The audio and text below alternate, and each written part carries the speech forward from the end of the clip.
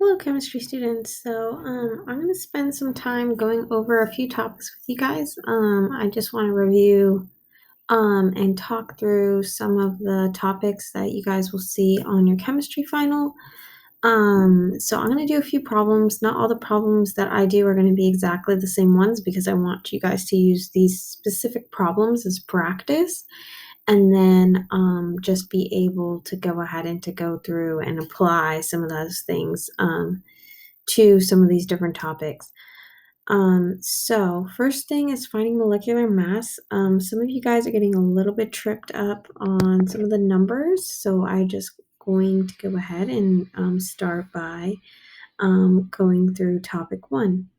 Okay, so in topic 1, looking at this, we have the molecular weight, and we have this substance right here, right? We have a nitrogen, carbon, an H3, and then that thing 3 times. Okay, so this number in the front this is how many molecules. So this is how many molecules you have. This means that I have 5 of these guys on here, right? This one right here, right? This number means that I have 3 H's, right? So this means that I have 3 hydrogens, right? This number right here means that I have 3 CH3s, right? So that means that I have 3 CH3s. Okay, so those are kind of like the things to really look out for. So we're going to go ahead and we're going to find the molecular weight of this thing. Right, so we know that looking at our periodic table, the nitrogen weighs 14, and I just have one of those. I have carbon, and carbon weighs 12, and I have 3 of those from this 3 right here. I have times 3 of those, right? And then I have H's, right? And each hydrogen weighs 1, right? And then I have to look at this, right? So I have 3 CH3s, right?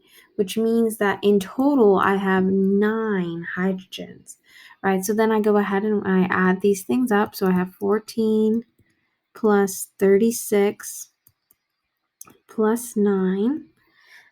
So I will go ahead and I add these things up. 15 plus 4, 9, 1, 29, 9, 2, 5, 6. So I have, that weighs 69 molecular units. And then I have 5 of these. So I'm going to multiply this by 5. I'm not even going to try to pretend. So 69 times 5. Oopsies. And that is equal to 345. So this weighs 345 grams per mole.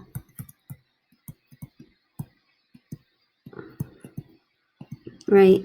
So remember that we got this 5 because we have 5 whole molecules, right? So that is the big thing on here, that we have 5 whole molecules on there, right? And then this thing, you have to remember that you have to multiply into that, right? So those are a couple of things about molecular weight. The next topic that I want to get into is chemical bonds, what it means to be endothermic and what it means to be exothermic, and what happens when you make and break bonds. Okay, so for the next thing, we're going to talk about a couple of things about chemical bonds. So endothermic, exothermic, and what happens when you make and break bonds. So a couple of things to remember is endothermic is going to be something that cools your surroundings, and exothermic is going to be something that releases heat. So in other words, it's going to heat up your surroundings. Endothermic, it's going to cool. And exothermic, it's usually going to heat up, right? And what we're talking about is the actual surroundings, right? So that is what's going to happen to what is around that reaction. When we are making and breaking bonds, there's a couple of things to kind of keep in mind. So in order to go ahead and to make a bond, right, you are going to absorb heat. And usually if you're making something, it's going to be endothermic. If you need to break something, so in other words, if you need to go ahead and if you need to break a bond, what is going to happen is, oh shoot, I mixed those things up. Okay, my bad. Okay, so if you're going to go ahead and if you're going to make a bond, you're going to have to go ahead and you have to release energy, right? And if you release energy, that is going to be exothermic. So you're going to have to go ahead and heat up your surroundings. If you're going to break a bond, what's going to happen is that you have to absorb energy,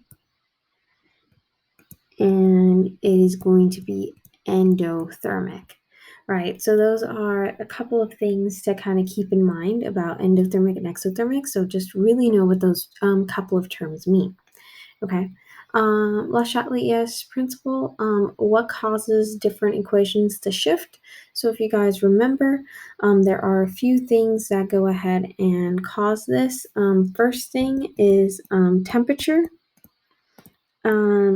You have to remember that temperature, if the molecules are speeding up, right, you're going to usually push your reaction forward, right? So that will usually push your reaction forward with temperature. You have to also think about if it's an endothermic or exothermic reaction, that would also kind of push your reaction either forward or backwards, whether you're making or creating bonds.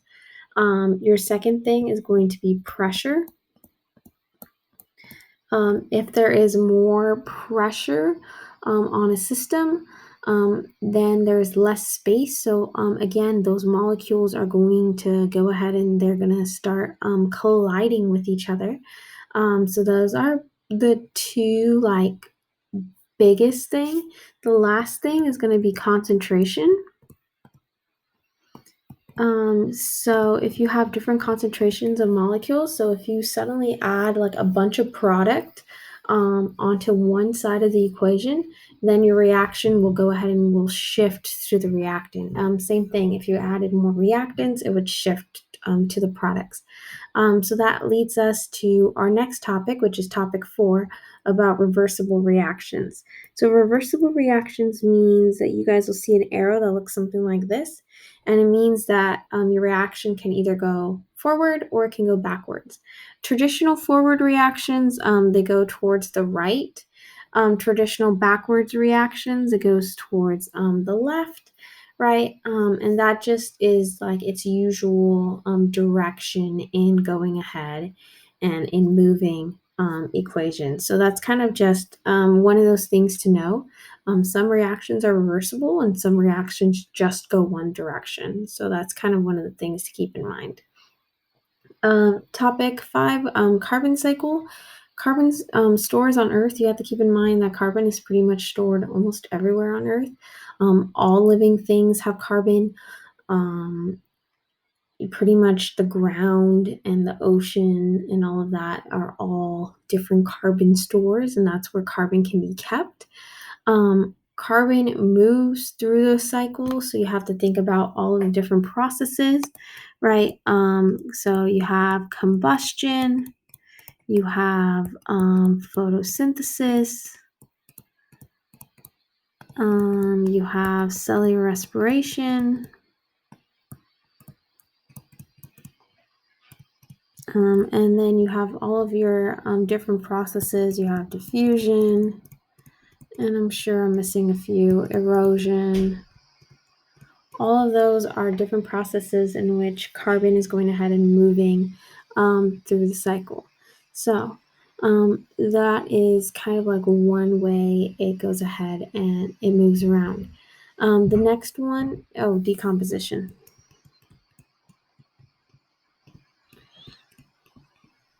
And if you don't know about any of those things in particular, lots of great flip grids, so go ahead and check those things out. Next thing is going to be your nitrogen cycle. Why is nitrogen important and all of that? Nitrogen cycle, super duper important because nitrogen is pretty much a base molecule for a lot of the other things. So right after carbon, it's nitrogen. Nitrogen is used to make DNA, amino acids, very basic molecules that we have in our bodies that help us like move and help us be alive is all due to nitrogen. And you guys will see that those are the things on there. And nitrogen is moved through the nitrogen cycle, and there are different steps in the nitrogen cycle. Basically, you guys will see that there are bacterias that go ahead and that help that nitrogen move. Also, plants are super duper important in making that move, and the atmosphere, right? So those are like the three places that you guys will see nitrogen. So you'll see nitrogen in living things. You'll see nitrogen in the atmosphere. And you'll see it in soil. And those are like the places where you find nitrogen. And those are going to be like some of the different places that are super duper important to going ahead and keeping that nitrogen cycle going. Okay, topic 7, balancing chemical equations. So I'm going to switch over to my last one over here. So we are going to go ahead and we're going to talk about this equation. So very simply, the first thing that you guys do is that you take an inventory of all of the different molecules that you have, right? So I have a zinc molecule, I have a hydrogen molecule, and I have a chlorine molecule. I'm going to take inventory on both sides. So I have 2 chlorines, 2 hydrogens, and 1 zinc on this side. I have 1 zinc, 1 hydrogen, and 1 chlorine on this side, right? So now I have to go ahead and I have to balance these equation out so that I have the same amount of each molecule on both sides. So I see that I need 2 hydrogens and 2 chlorines, and that's easily done here. So I'm going to go ahead and I add 2 there, which changes my count here, right? And then I have to go ahead and I have to double check. My zincs are balanced, my chlorines are balanced, and my hydrogens are balanced, right? So this was a really easy example of how you go ahead and how you balance an equation. You guys just have to really mess with the numbers and figure out how those things are balanced, right? Then what you guys have to do is that you guys have to also take it one step further. So if you guys are looking on here, right, I'm asking you if I go ahead and if I get 50 amounts of one side and 50 amounts, what is the maximum amount I can produce? And that is just a limiting reagent problem, a problem that you guys have all worked with before, right? So if I have 50 grams of zinc and 50 grams of HCl, what is going to be my limiting reagent, right? So first thing that I have to figure out is how much zinc chloride can I make, and then I need to figure out what my limiting reagent is ultimately going to be. So there's a step to this. So first thing that we have to do is that we have to go from grams to moles. Then I'm going to go ahead, I'm going to use my mole ratio. Then I'll be in moles of my other grams of A, moles of A, right? Mole ratio. So I'm going to switch from A to B, and then I go from my moles of B to my grams of B, right? And that is going to be the steps that I'm going to be following. So I'm going to have 50 grams of zinc. I have to figure out my moles of it. So I'm going to pull out my periodic table, and I'm going to find zinc on my periodic table. Zinc weighs 65.3, but for simplicity reasons, I'm going to go ahead and I'm going to go with 65, just to make my math simple. Right, so again, my first step is to go from grams to moles, right? So because I want that, I'm going to have moles at the top, and 1 mole of that weighs 65.3 grams.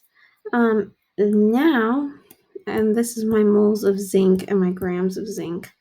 Right, now I have to go ahead and, using my balanced equation that I have on top, I have to go from moles of zinc to figure out how many grams of zinc chloride. So for every 1 mole of zinc, there's also 1 mole of zinc chloride. And I know this because in my balanced equation, I'm looking for the numbers that are right here, right? And if there is no number, it's a 1. If there is a number, then it's whatever number it is, right? And then I can go ahead and I can go from there. So I have a mole of zinc chloride, and I'm going to go a mole of that zinc chloride equals to how much? So 65.3 plus 35. So then I'm going to go ahead and I'm going to add these up. So I go ahead and I take the molecular weight of this. So 35 times 2 plus 65 is about 135 grams of zinc chloride. Right, so that is what I have on there. So that's going to be my first one that I'm setting up. And again, it's the same thing. You guys will see that it's the same pattern, right? And then I'm going to set up the same thing for my 50, I'm going to give myself some room, 50 grams of HCl, right? And I'm going to do the same thing. I'm going to figure out how much is 1 mole of HCl and how much does that weigh. So 36 grams is of HCl, right? And then what I'm going to do is I'm going to use my mole ratio. For every 1 mole of HCl, how many moles of zinc chloride do I have? I don't think it's 1. I think it was 2. So I go ahead and I come on up here. I look at this. There's not a number in front of zinc chloride, so that's a 1, right? There is a number in front of HCl, so that is a 2. So there should be 2 moles, and that should be 1 mole. And then I'm going to go ahead and I'm going to use that same back end. So zinc chloride weighs 135 grams. And then I have 1 mole of zinc chloride. And then how do I know if everything is set up correctly? I know that everything is set up correctly if I'm able to cancel out my units, right? So zinc chloride and zinc chloride cancel, moles of zinc cancel, right? Moles of ZnCl, moles of CnCl, and then I get my grams of this, right? Same thing at the bottom. I check if everything cancels, and by canceling, I mean that my units do have to match, and it looks like everything matches. So now I'm going to go ahead and I'm going to do my multiplication that I need to get done. Right, so what I'm going to do is I'm going to multiply across the top and then divide by the bottom. So I'm going to go 50 times 1 times 1 times 135 divided by 65 times 1. And I could go ahead and you log into Desmos and you can figure that out. Times 50 divided by 65. So you should get 103.84 grams of zinc chloride, right? And then I'm going to do the same thing for this. So I'm going to go 50 times 1 times 1 times 135 divided by 36 times 2 times 1. So I'm going to go ahead and I'm going to do that math. So 50 times 135, and then that is going to be equal to 6750. I just don't want to lose track of my numbers, so I'm writing them down. And that is 72, and then I divide those things.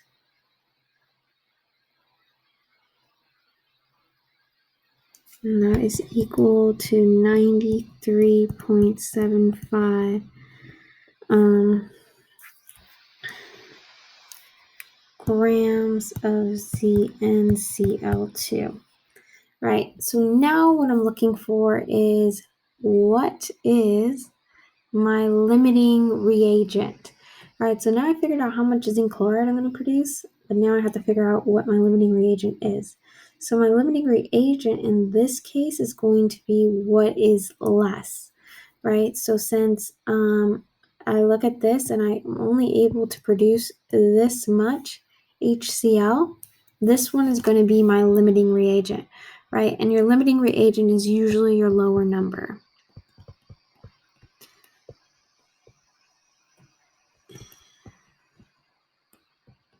Right, so your limiting reagent is usually going to be your lower number. So that's kind of like the thing to be looking out for. Okay, almost done. Okay, last but not least is topic 9, which is going to be calculating pH and concentrations as well as pOH. So we're just going to go ahead and we're going to jump into that. So let's go ahead and let's look at this.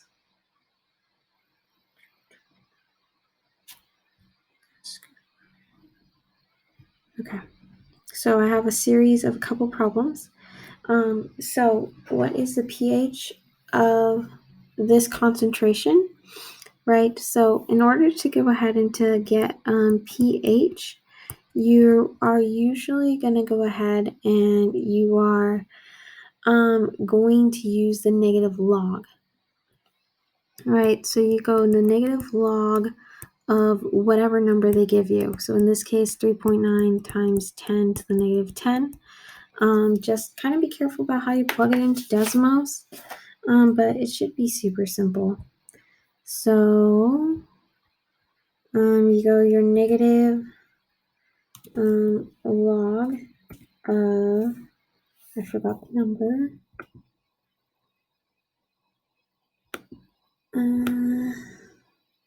3.9 times 10 to the negative 10, so 3.9 times 10 to the negative 10, and so make sure that you guys have the right power.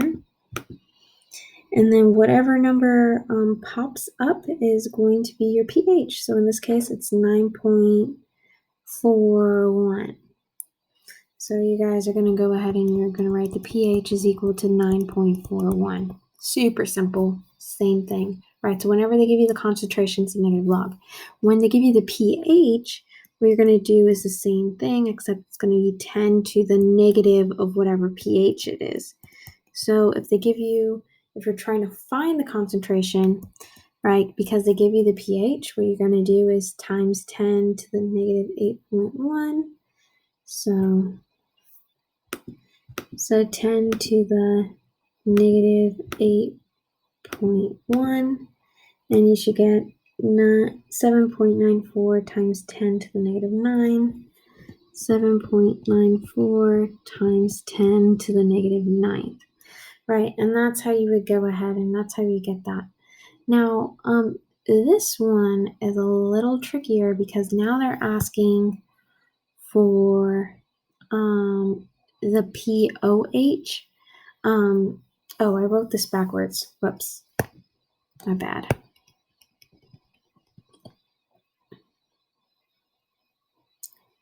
Yeah, I wrote that backwards. I'm sorry, guys.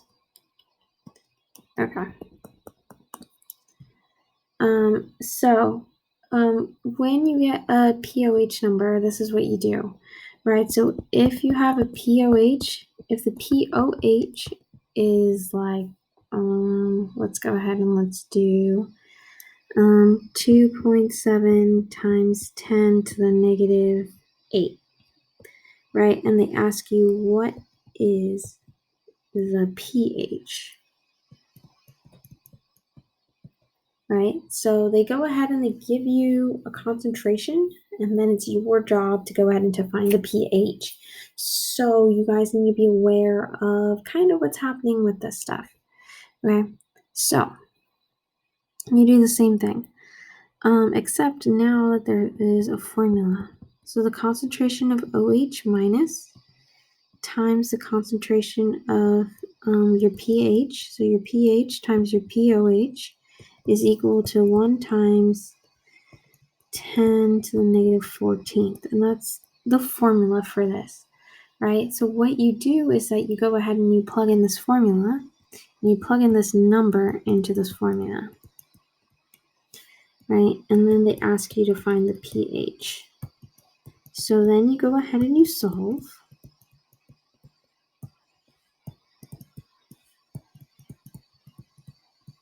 And then that should give you your concentration. Right, so this is, so it should give you like your concentration. So we'll see if it's able to go ahead and it's able to spit that out. Whoopsies, wrong button. Okay, I'm gonna move this a little right here so I can see my numbers. Okay, so then you have 1.0 times 10 to the negative 14th. I'm going to go ahead and I'm going to put that into parentheses to make sure it divides correctly. And then I'm going to divide it by 2.7 times 10 to the negative 8. And then I get a concentration, right? So in this case, it's 3.70 times 10 to the negative 7. 0.70 times 10 to the negative 7. And now I'm not quite done yet because you have to remember that this is a concentration. This is not a pH, right? And you know it's not a pH because it doesn't look like 3 numbers or whatever, right? So now I have to go ahead and I have to do the negative log of this 3.7 times 10 to the negative 7th, right? So I'm going to go ahead and I'm going to do the negative log of that.